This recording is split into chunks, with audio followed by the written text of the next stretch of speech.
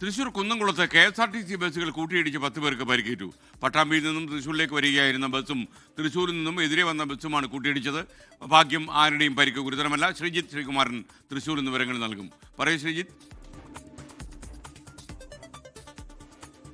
SKN കുന്നംകുളത്തെ ഒനീറോ ജംഗ്ഷനിൽ വെച്ചാണ് ഈ ഒരു അപകടം നടക്കുന്നത്. പട്ടാമ്പിയിൽ നിന്ന് തൃശ്ശൂരിലേക്ക് വരികയായിരുന്ന KSRTC ബസ്സും തൃശ്ശൂർ ഭാഗത്ത് നിന്ന് വരികയായിരുന്ന KSRTC ബസ്സുമാണ് കൂട്ടിയിടിച്ചത്. ഡിവൈഡറിൽ തട്ടി നിയന്ത്രണം തെറ്റുകയായിരുന്നു തൃശ്ശൂർ ഭാഗത്ത് നിന്ന് വന്ന ബസ്സിൻ്റെ എന്നാണ് ഏറ്റവും ഒടുവിൽ മനസ്സിലാക്കുന്നത്.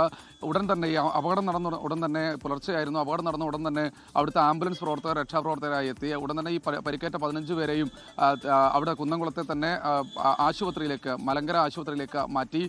ശേഷം ആരുടെയും പരിക്ക് ഗുരുതരമല്ല എന്നാണ് അറിയുന്നത്. എന്തായാലും ഈ ബസ്സുകൾക്ക് വൻതോതിൽ നാശനഷ്ടം സംഭവിച്ചിട്ടുണ്ട്. അവിടുത്തെ പോലീസ് എത്തി ആ മേഖലയിൽ ഇപ്പോൾ ഗതാഗതം നിയന്ത്രിച്ച ബസ്സുകൾ അവിടെ നിന്ന് മാറ്റാനുള്ള നടപടികൾ ആരംഭിച്ചു കഴിഞ്ഞു. Thank you.